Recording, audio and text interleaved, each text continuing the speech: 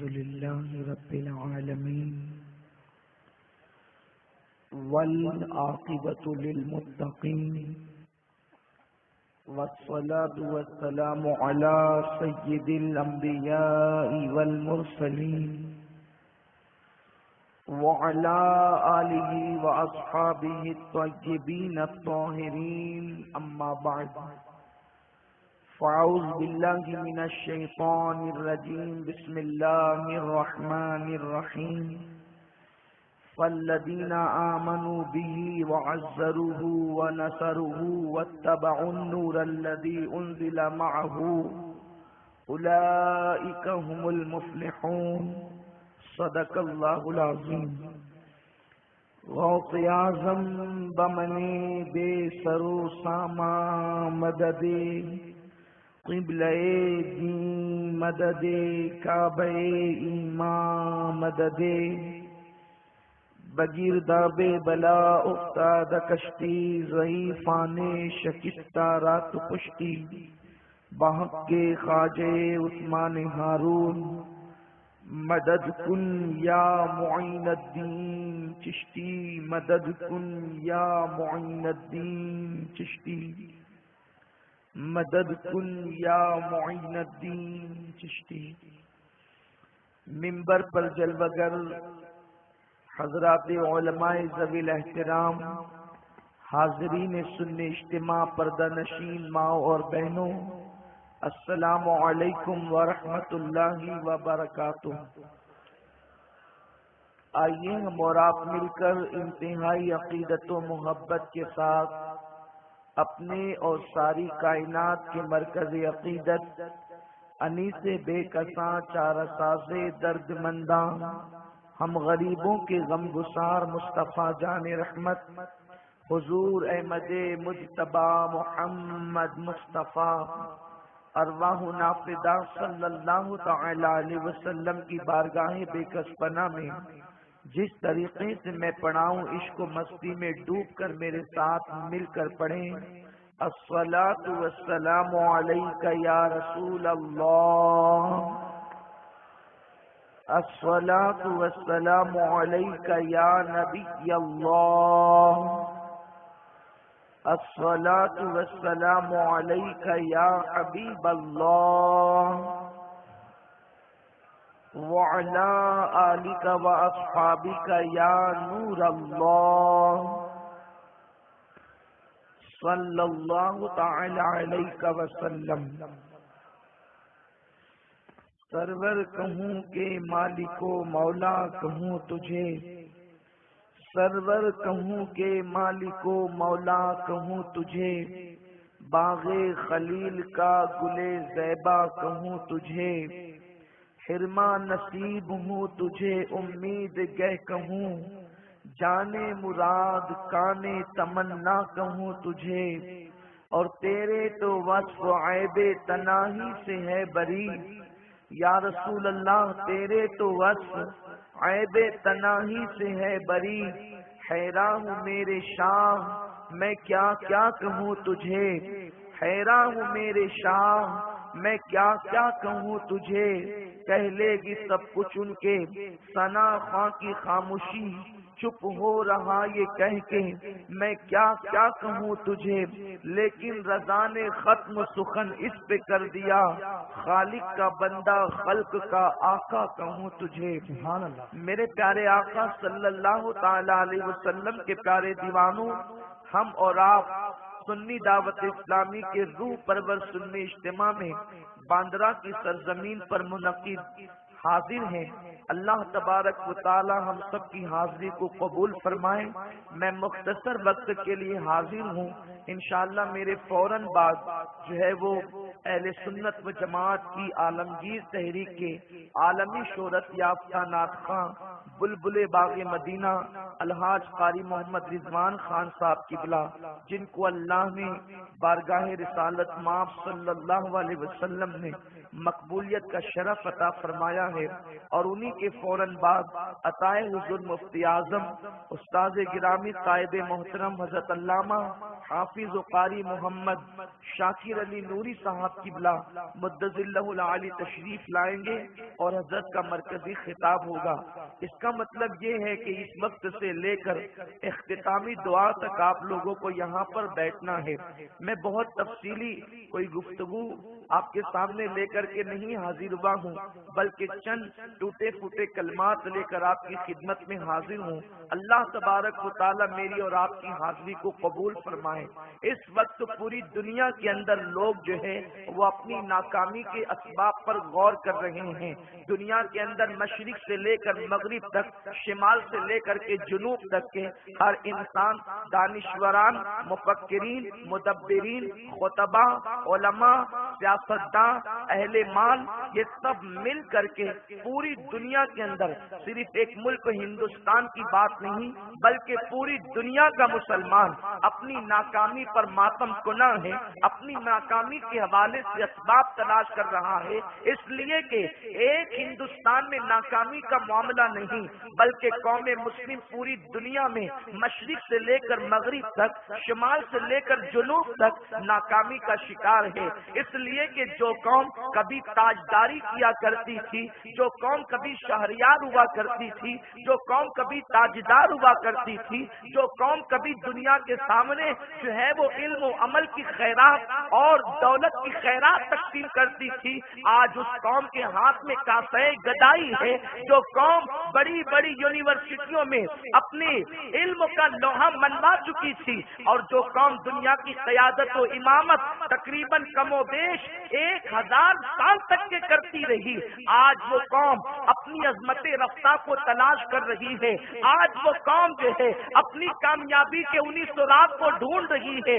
آج وہی قوم جو ہے وہ سرگرداں ہے۔ میرے پیارے آقا صلی اللہ علیہ وسلم کے پیارے دیوانوں، لوگ جو ہے وہ اپنی ناکامی کے اسباب ڈھونڈ رہے ہیں اور کامیاب ہونا چاہتے ہیں، اور اس میں صرف اہل سنت و جماعت نہیں بلکہ اگر دنیا کے اندر 73 فرقے ہو چکے ہیں تو ہر فرقے کا انسان بحیثیت کلمہ گو جو ہے وہ قوم کے سامنے بہرحال دل سے نہ صحیح زبان ہی سے لوگوں کے سامنے کچھ نہ کچھ فکریں پیش کر رہا ہے، لوگوں کے سامنے کامیابی کے حوالے سے کچھ رہنما خطوط پیش کر رہا ہے۔ کوئی کہتا ہے مومن نماز کا پابند نہیں ہے، آج مسلمان نمازی نہیں اس لیے مسلمان ناکام ہے۔ کوئی کہتا ہے مسلمانوں کے پاس دولت نہیں اس لیے مسلمان ناکام ہے۔ کوئی کہتا ہے مسلمانوں کے پاس ایجوکیشن نہیں اس لیے مسلمان ناکام ہے۔ کوئی کہتا ہے مسلمانوں کے پاس مضبوط تجارت نہیں اس لیے مسلمان ناکام ہے۔ کوئی کہتا ہے مسلمانوں کے پاس اقتدار نہیں اس لیے مسلمان ناکام ہے۔ میں کہتا ہوں ان کی اس فکر سے مجھے انکار نہیں ہے، لیکن اگر آئینہ دیکھیں اور حقیقت کی طرف نگاہ کریں تو پتہ چلتا ہے اگر کل مسجدیں سینکڑوں کی تعداد میں تھی تو آج مسجدیں لاکھوں کی تعداد میں ہیں۔ پھر کون کہتا ہے کہ مسلمان نماز کم پڑھتا ہے؟ کل کے مقابلے میں تو نمازیوں کی تعداد بڑھ چکی ہے۔ کل لوگ سیدھا سیدھا حج اور عمرہ کے لیے جاتے تھے، عمرہ میں جانے والوں کی تعداد صرف ماہ رمضان شریف میں ہوتی تھی، وہ بھی چند ایک لوگوں کی ہوا کرتی تھی۔ آج تو حال یہ ہے کہ سال کے پورے 12 مہینے حرم بھرا بھرا نظر آتا ہے، ہر وقت لوگ عمرہ کے لیے جا رہے ہیں۔ لوگ حج کے لیے پہلے بڑھاپے میں جاتے تھے، اب جوان بھی حج کے لیے جا رہے ہیں۔ لوگ تو ہر سال حج کے لیے جاتے ہیں۔ میرے پیارے آقا صلی اللہ علیہ وسلم کے پیارے دیوانوں، تو معتمرین کی تعداد بڑھ گئی، حاجیوں کی تعداد بڑھ گئی، نمازیوں کی تعداد بڑھ گئی، اور آپ دیکھیں کل کے مقابلے میں آج مسلمانوں کے کالجز زیادہ ہیں، یونیورسٹیاں زیادہ ہیں۔ کل تو حال یہ تھا کہ علماء یہ فتویٰ دیتے تھے کہ اپنی نجی محفل کے اندر انگریزی میں گفتگو نہ کرو۔ کل کی بات کر رہا ہوں، آج کی نہیں۔ کل ہمارے علماء فتویٰ دیتے تھے کہ اپنی نجی محفل میں انگریزی میں گفتگو نہ کرو، اس لیے کہ یہ انگریزوں سے مشابہت ہے اور یہ فسق تک لے جا سکتی ہے۔ آپ اٹھا کر کے دیکھیں آج سے 50 سال پہلے کے فتوے، لیکن آج تو مذہبی محفل میں بھی انگریزی میں ہی گفتگو کرنی پڑتی ہے، اس لیے کہ آج تعلیم یافتہ طبقہ بڑھ چکا ہے، بلکہ اردو داں جو ہے وہ کم ہوتے جا رہے ہیں۔ میرے پیارے آقا علیہ السلام کے پیارے دیوانوں، تو ایجوکیٹڈ لوگ بڑھتے جا رہے ہیں، ایجوکیشن بڑھتا جا رہا ہے، نمازی بڑھتے بڑھتے جا رہے ہیں، حاجی بڑھتے جا رہے ہیں۔ غرض کے دولت کا حال بھی یہ ہے کہ اللہ اکبر، کل جو ہے وہ قسم پرسی میں زندگی گزارنے والے لوگ آج جو ہے وہ دولت مند بنتے ہوئے نظر آ رہے ہیں۔ آخر پھر سب موجود ہے، پھر کل کا مسلمان کامیاب تھا، آج کا مسلمان ناکام کیوں ہے؟ بلکہ اگر آپ 14.5 صدیاں پیچھے جا کر کے دیکھیں تو سیدنا ابو ہریرہ خود فرماتے ہیں کہ میری پوزیشن یہ تھی، اگر کرتا پہننے کے لیے ہوتا تو میرے پاس پہبند نہیں ہوتا، میں جھک جھک کر کے مسجد نبوی میں چلتا، خالی کرتا پہن کر اگر میں اٹھ کر کے چلوں تو بے ستری ہو جائے، میری پوزیشن یہ تھی۔ سیدنا بلال حبشی کو کئی جنگوں میں کیا نہیں دیکھا گیا کہ آپ کے بدن کے اوپر چادر تک نہیں تھی، جناب اسود کے بدن پر چادر نہیں تھی، یہ بغیر چادروں کے جنگ لڑنے والے لوگ پھر کامیاب کیوں تھے، پھر کامران کیوں تھے؟ میرے پیارے آقا صلی اللہ علیہ وسلم کے پیارے دیوانوں، مسلمانوں کے پاس آج دولت موجود ہے، مسلمانوں کے پاس آج سجدوں کی کثرت موجود ہے، مسلمانوں کے پاس آج سرمایہ موجود ہے، مسلمانوں کے پاس حاجی اور نمازی بننے کا جذبہ موجود ہے، لیکن ایک وہ قیمتی فکر، ایک وہ مرکزی فکر جو صحابہ کے پاس موجود تھی اور جس چیز نے صحابہ کو کامیاب کیا تھا، آج وہ فکر مسلمانوں سے نکلتی چلی جا رہی ہے، کمزور سے کمزور تر ہوتی جا رہی ہے۔ وہ کون سی فکر تھی جو صحابہ کے پاس موجود تھی اور آج کے اکثر کلمہ پڑھنے والوں کے پاس نہیں؟ تو اسی کو تعظیم مصطفیٰ کہتے ہیں، اسی کو ادب رسول کہتے ہیں، اسی کو احترام نبوت کہتے ہیں۔ میرے پیارے آقا صلی اللہ علیہ وسلم کے پیارے دیوانوں، اللہ نے کامیابی کا راستہ مصطفیٰ کریم کی تعظیم کو قرار دیا ہے، تعظیم رسالت کو قرار دیا ہے، آقا کے احترام کو قرار دیا ہے۔ میرے پیارے آقا صلی اللہ علیہ وسلم کے پیارے دیوانوں، آج لوگ کہتے ہیں ہم سے اقتدار چھینا جا رہا ہے، ہم سے دولت چھینی جا رہی ہے، ہم سے مال چھینا جا رہا ہے، آج ہمیں گداگری تک لے جایا جا رہا ہے، ہمیں قسم پرسی کا شکار کیا جا رہا ہے۔ میں تم سے پوچھتا ہوں، پورے 72 فرقوں کو دعوت فکر دیتے ہوئے عرض کروں گا، میرے پیارے آقا علیہ السلام کے پیارے دیوانوں، جب تک تم بادشاہ تھے اس وقت تمہارا عقیدہ کیا تھا، اس وقت تمہاری فکر کیا تھی، اس وقت تمہاری سوچ کیا تھی؟ آؤ ذرا دیکھو تو صحیح، اور آج سوچ کیا بن چکی ہے۔ حضرت سلطان محمود غزنوی رحمت اللہ تعالی علیہ کے ایک وزیر ہیں جو ان کے غلام بھی تھے، ان کا نام ایاز تھا، ایاز کے بیٹے کا نام محمد تھا، اور محمد کو جو ہے وہ ایاز نے محمود کی جو ہے وہ خدمت پر متعین کیا تھا، اس لیے کہ ایاز بڑے قریبی تھے۔ ایاز نے اپنے بیٹے محمد کو محمود غزنوی کی خدمت پر متعین کیا۔ محمود کی خدمت تم نے کرنا ہے، اس کی خاص خدمت میں تم نے حصہ لینا ہے۔ ایک مرتبہ یہ ہوا، محمود غزنوی صبح کے وقت جو ہے اللہ اکبر حمام کے اندر گئے، پانی رکھ دیا گیا، جو ضروریات کی چیز تھی رکھ دی گئی، لیکن تولیہ رکھنا محمد بھول گیا، تو اندر سے محمود نے آواز لگائی، او ایاز کے بیٹے تو نے تولیہ نہیں رکھا۔ آپ توجہ فرمائیں، آپ غور کریں، اللہ اکبر، محمود غزنوی کے اتنے جملے سے، او ایاز کے بیٹے تو نے تولیہ نہیں رکھا، نام نہیں لیا بادشاہ نے۔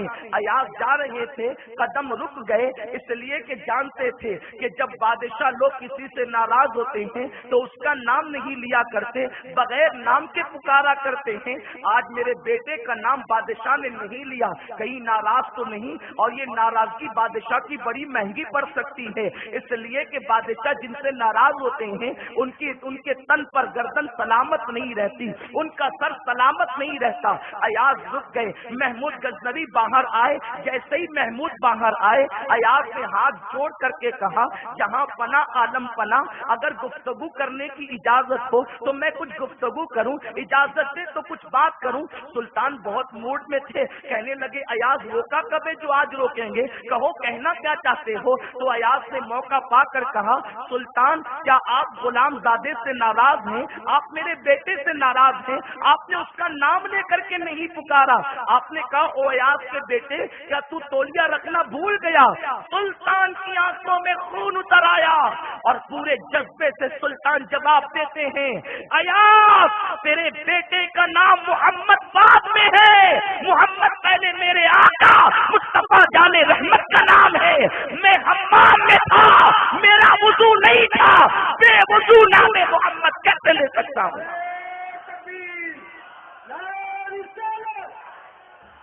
اس زمانے کا بادشاہ بھی نام محمد بے وضو نہیں دیتا تھا. جب تک تم نام محمد بے وضو نہ لیتے تھے تب تک تم بادشاہ تھے. اقتدار کی کرسیاں تمہارے قدموں کے نیچے تھی. جب سے تمہارے ٹھیلا ڈھکیلنے والوں کو یہ فکر مل گئی کہ حضور تو ہماری طرح ہے، صرف تمہارے ہاتھوں میں بھیک کا کٹورا آ گیا. جب تمہیں یہ فکر دے دی گئی کہ شیطان بڑا عالم ہے محمد الرسول اللہ سے، نبی سے بڑا عالم شیطان کو کہا جاتا ہے، یہ میٹھے میٹھے بن کر آنے والے، بھولی بھولی صورتیں لے کر آنے والے کہتے ہیں ہم نماز کی کلمے کی دعوت دیتے ہیں. خدا کی عزت و جلال کی قسم، اگر یہ نماز اور کلمے کی دعوت دیتے تو کیا ہمارے علماء کو پاگل کتے نے کاٹا تھا جو ان پر کفر کا فتویٰ دیتے؟ علماء عرب و عجم کو، حرمین شریفین کے 200 سے زائد علماء کو کیا معاذ اللہ کیا ہو گیا تھا جو انہوں نے ان پر کفر کا فتویٰ دیا؟ بات یہ ہے مسلمانوں کہ جب انگریز ہندوستان آئے تو سونے کی چڑیا کو تو لوٹ لے گئے، لیکن ساتھ ہی ساتھ وہ جانتے تھے کہ دولت کو لوٹ کر کے ہم مالدار نہیں ہو سکتے. اگر ہند کو لوٹنا ہے تو ہندوستانی مسلمانوں کے ایمان کو لوٹ لو، ان کے عقیدے کو لوٹ لو. اور ان ظالموں نے ہمارے عقیدے کو لوٹنے کی کوشش کی. انگریز گیا مگر یہاں کے مسلمانوں کو، نام نہاد مسلمانوں کو نبی کا گستاخ بنا کر کے گیا، کلمہ پڑھنے والوں کا عقیدہ لے کر کے گیا، ان کا ایمان لے کر کے گیا. اللہ تبارک و تعالی رحمت نازل فرمائے اس زمانے کے علماء پر، علامہ فضل خیر آبادی پر، علامہ عنایت اللہ کاکوروی پر، کافی مراد آبادی پر، اور علامہ نقی علی خان رحمت اللہ علیہ پر، جناب فضل رسول پر، عبد القادر بدایچنی پر، اور بالخصوص امام اہل سنت سیدی اعلیٰ حضرت امام احمد رضا پر کہ انہوں نے قلم سے جہاد کیا اور کروڑے مسلمانوں کے ایمان کو حفاظت کی کوشش کی. میرے پیارے آقا علیہ السلام کے پیارے دیوانوں، میں تمہاری عدالت میں چند باتیں رکھنا چاہتا ہوں. آپ مجھے بتائیں تو صحیح کہ جو یہ کہے کہ نبی سے بڑا عالم شیطان ہے،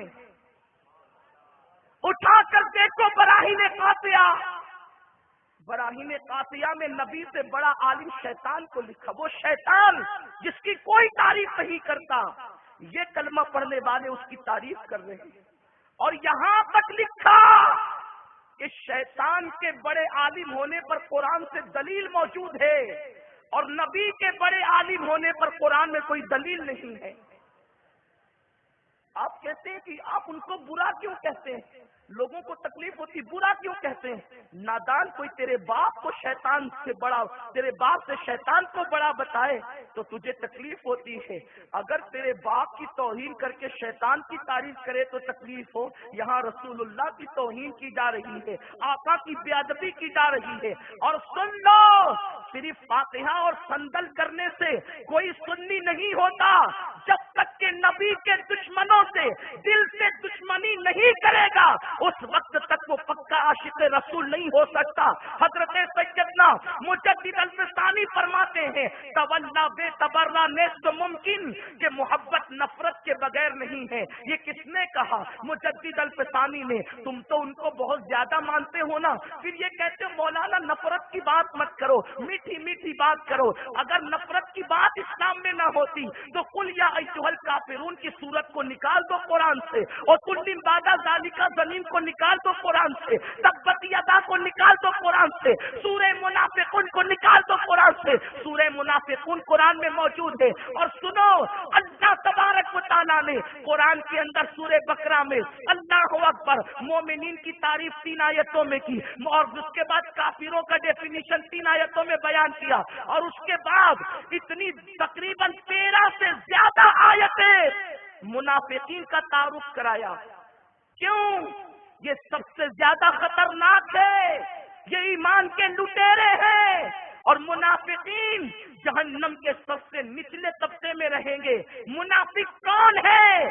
زبان پہ کلمہ ہے، نبی کے لیے دل میں بغض ہے، نبی کے لیے دل میں عداوت ہے، ہماری قوم کو کون سمجھائے؟ قوم یہ کہتی ہے مولانا محبت کی بات کرو۔ میرے پیارے آقا علیہ السلام کے پیارے دیوانوں، آپ کی سنے کہ اللہ کی سنے؟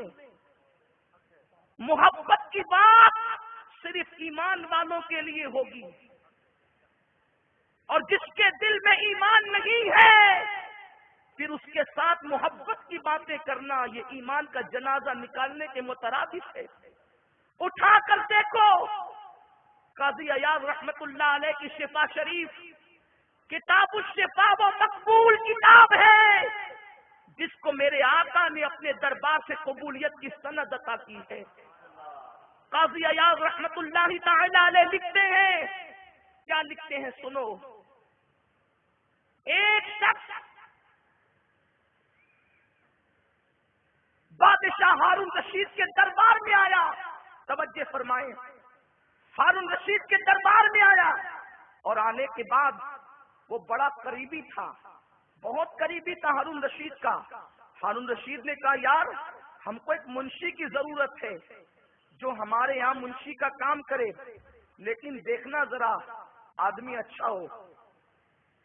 اس نے جواب دیا میرے پاس ایک منشی ہے اور وہ عربی ہے، لیکن بات یہ ہے کہ اس کا باپ جو ہے وہ کافر تھا، وہ مسلمان ہے۔ اس نے کہا کہ ٹھیک ہے، تو اس کی زبان سے یہ نکلا کہ اس کا باپ بھی کافر تھا اور حضور کا باپ بھی کافر تھا، اس کا باپ بھی کافر تھا، حضور کا باپ بھی کافر تھا، تو دونوں میں مشابہت ہے۔ ہارون رشید نے فرمایا وہ قریبی کے حوالے سے اس کو دھکے دے کر باہر نکالو اور کہنا آئندہ میرے دربار میں نہ آئے نادان، تو رسول اللہ سے مشابہت تلاش کرتا ہے اور حضور کے باپ کو کافر کہتا ہے۔ اور اس کے بعد ہمیشہ کے لیے اس کو دربار سے نکال دیا گیا۔ میرے پیارے آقا صلی اللہ علیہ وسلم کے پیارے دیوانوں، ایک مرتبہ ہارون رشید کے دربار میں غزلوں کی محفل سجی ہوئی تھی، غزلیں پڑھی جا رہی تھی۔ ہارون رشید کے دربار میں کسی نے حضرت موسیٰ علیہ السلام کے عصا کی توہین کر دی، اس کو باہر نکال دیا گیا مار پیٹ کر کے کہ جو نبی کے عصا کی توہین کرے وہ عزت کے ساتھ ہماری محفل میں بیٹھنے کے قابل نہیں ہے۔ جب تک مسلمانوں تمہاری فکر یہ تھی تم نبی کے عصا کی تعریف کرتے تھے، نبی کے عصا کا احترام کرتے تھے، اور جناب مصطفیٰ کریم کا عصا نہیں بلکہ جناب کلیم کا عصا، موسیٰ علیہ السلام کا عصا، دونوں عصا میں بہت فرق ہے۔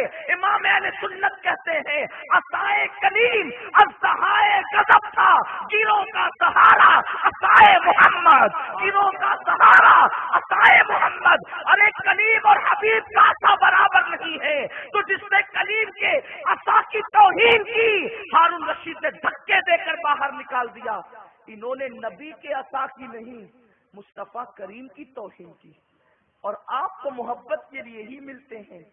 کیا ضرورت ہے باتیں کرنے کی؟ اللہ سے پوچھو کیا ضرورت تھی؟ سورہ منافقین کے نزول کی کیا ضرورت تھی؟ جو خدا ضرورت سے پاک ہے وہ منافقین کا تعارف اس لیے کراتا ہے تاکہ تم اپنے ایمان کو بچاؤ، اپنے ایمان کی حفاظت کرو۔ لوگ ان کے ساتھ اٹھنے بیٹھنے آنے جانے میں کوئی قباحت نہیں۔ مولانا چھوڑو یہ سب باتیں، تمہارے باپ کو گالی دی تو تم اس کے ساتھ اٹھنا بیٹھنا بند کر دیتے ہو۔ نبی کو اتنی گالیاں دی، کتنی گالیاں، بیان کرتے ہوئے جھجک لگتی، شرم آتی ہے، حیا آتی ہے، کیونکہ آپ کے سوا دوسرے بھی تو سنتے ہیں، جن کا تعلق کلمے سے نہیں وہ بھی تو سنتے ہیں۔ کیا کہیں گے لوگ؟ اتنا بے شرم ہے کلمہ پڑھنے والا کہ اپنے نبی کو نہیں چھوڑا، معاذ اللہ۔ رسول اللہ کے لیے لکھا کہ نبی چمار سے زیادہ ذلیل ہے۔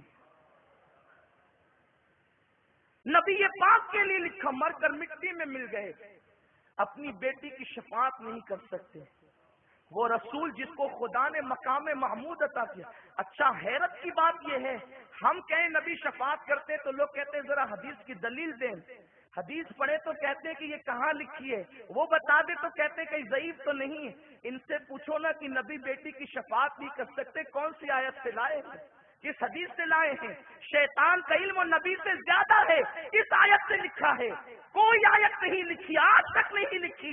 اہل حق مطالبہ کرتے رہے بتاؤ تو صحیح، نہیں بتایا۔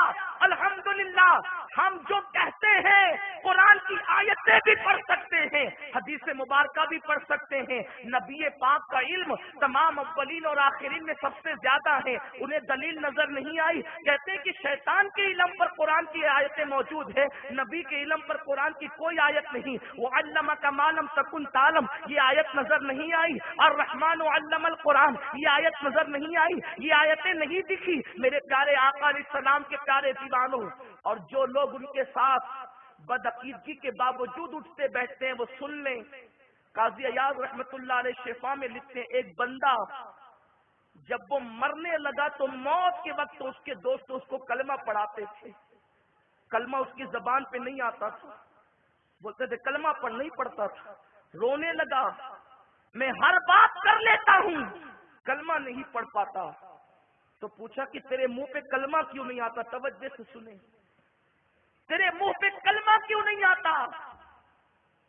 تو اس نے جواب دیا، جو شخص ابو بکر صدیق اور سیدنا فاروق اعظم کی شان میں گستاخی کرتا تھا میں اس کی صحبت میں بیٹھتا تھا، جو صدیق و فاروق کا گستاخ تھا میں اس کی صحبت میں بیٹھتا تھا۔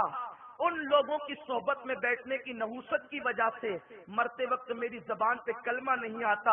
میرے پیارے آقا علیہ السلام کے پیارے دیوانوں، مجھے بتائے جو شخص سیدنا ابو بکر صدیق سیدنا فاروق اعظم کے گستاخ کی صحبت میں بیٹھے مرتے وقت اس کو کلمہ نصیب نہیں ہوتا، تو جو نبی کے گستاخوں کی صحبت میں بیٹھے وہ بھی کیسے گستاخ جو یہ کہے کہ نبی کے علم سے زیادہ شیطان کا علم، نبی چمار سے زیادہ ذلیل، نبی چمار سے زیادہ ذلیل، ذرہ ناقص سے زیادہ کمتر، بلکہ یہاں تک کہ لکھا تحذیر الناس کے اندر کہ جتنا علم رسول اللہ کو ہے اتنا تو جانوروں کو بھی ہے، بچوں کو بھی ہے، پاگلوں کو بھی ہے۔ یہ لکھ کر رسول اللہ کی توہین کی۔ اب ایسے لوگوں کو حکیم الامت کہنے والے، ایسے لوگوں کو جو ہے وہ باذ اللہ پیر کامل کہنے والے، ایسے لوگوں کو قاسم العلوم والخیرات کہنے والے، ایسے لوگوں کو غوث اور قطب ماننے والوں کی صحبت میں اگر بیٹھو گے تو کلمہ زبان پر کیسے آئے گا؟ موت کے وقت کلمہ زبان پر کیسے آئے گا؟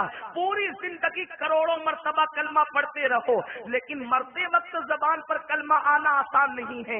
انہی کی زبان پہ کلمہ آتا ہے جو نبی کی وفاداری میں زندگی کو گزارتے ہیں۔ اگر توہین کرتے رہو گے تو یاد رکھنا ایمان خطرے میں پڑ جائے گا، اور قبر میں کوئی مولوی ملا کام نہیں آئے گا، قبر میں تو آمینہ کا لال کام آئے گا، مصطفیٰ کریم کام آئیں گے۔ اس لیے میدان محشر کے اندر بھی قرآن کہتا ہے یوم یقوم الروح والملائکہ صفا لا یتکلمون الا من اذن، قیامت کے دن جبریل امین اور سارے فرشتے اللہ کی ہیبت سے کانپتے ہوں گے، کسی کو کلام کی جرأت نہیں ہوگی۔ جہاں آدم جیسا نبی نفسی نفسی کہیں گے، جہاں نوح جیسا نبی نفسی نفسی کہیں گے، جہاں موسیٰ علیہ السلام جیسا پیغمبر نفسی نفسی کہیں گے، جہاں ابراہیم علیہ السلام نفسی نفسی کہیں گے، جہاں سب کی زبان پر نفسی نفسی ہوگا وہاں میرا نبی تنہا کہے گا انا لہا انا لہا،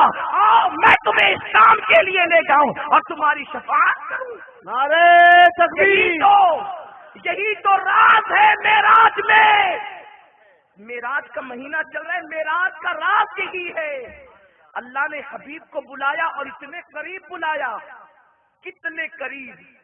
قرآن کہتے ہیں ثم دنا فتدلی فکان قاب قوسین او ادنی، اتنے قریب بلایا کہ دو بھویں یا اس سے بھی کم کا فاصلہ رہ گیا۔ میں دو بھویں اس لیے کہتا ہوں کہ عربی میں کمان بھووں کو بھی کہتے ہیں، بلکہ یہ کہ اس سے بھی کم قرآن نے کہا، یعنی سارے فاصلے ختم ہو گئے۔ اعلیٰ حضرت نے تو یہاں تک کہہ دیا وہاں تو جا ہی نہیں دوئی کی، وہاں تو دو کی جگہ نہیں ہے۔ یہ کیوں کہتے ہو کہ وہاں دو جمع ہوئے؟ وہاں تو دوئی کی جگہ نہیں ہے۔ یہ نہیں کہتے کہ مصطفیٰ خدا ہو گئے، اور یہ بھی نہیں کہتے کہ خدا مصطفیٰ ہو گیا۔ البتہ احتیاط کے لب و لہجے میں یہ ضرور کہتے ہیں کہ بحر معانی سے جو قطرہ جدا ہوا تھا وہ پھر بحر معانی کے اندر گوتا زن ہو گیا. اور امام کہتے ہیں وہی ہے اول، وہی ہے آخر، وہی ہے ظاہر، وہی ہے باطن. اسی کے جلوے، اسی سے ملنے، اسی سے اس کی طرف گئے تھے. اللہ نے اتنے قریب بلا کر دیدار کیوں کرایا؟ ہے کوئی ایسا جو گیا؟ کوئی نہیں. کیوں دیدار اتنے قریب سے کرایا؟ اس لیے کرایا. ایک مثال ملانے کو نہیں، سمجھنے سمجھانے. ایک ملک کا بہت بڑا بادشاہ ہے اور اس کے دربار میں شہر کے بڑے بڑے عمرا اور وزراء کو پہلی مرتبہ مدعو کیا گیا. توجہ فرمائیں، سمجھ میں آ رہی میری بات؟ پہلی مرتبہ بڑے بادشاہ کے دربار میں شہر کے عمرا وزراء کو بلایا گیا. سب کانپ رہے ہیں، دھیرے دھیرے چلتے ہیں. برا نہ لگے، برا لگے گا تو خدا جانے کیا ہوگا. گردن سلامت نہ رہے گی، دربار کی بے ادبی ہو جائے گی تو پتہ نہیں کیا ہوگا. سنبھل کر بولتے ہیں بلکہ چپ رہتے ہیں، کیونکہ پہلی بار آئے، مزاج پتہ نہیں ہے کیا کرے گا، کیا پسند ہے کیا ناپسند. لیکن اسی میں دیکھا کہ ایک تیزی سے آتا ہے جاتا ہے، اندر آتا ہے باہر جاتا ہے. یہ کون ہے؟ کہ یہ جو ہے نا وہ بادشاہ کا بڑا خاص خادم ہے. آپ سب پہلی بار آئے، یہ بار بار آیا گیا ہے اور یہ یہیں رہتا بھی ہے یہیں کا. اس لیے تم پر ہیبت ہے، اس پر نہیں ہے. 1000 بار بلا تشبیہ بلا تمثیل کسی نے میرے خدا کو نہیں دیکھا. نہ جناب موسیٰ نے، نہ جناب عیسیٰ نے، نہ جناب آدم نے، نہ جناب نوح نے. بلکہ جناب موسیٰ نے تمنا کی تھی کہ مولا دکھا دے، تو جواب آیا لن ترانی، تم نہیں دیکھ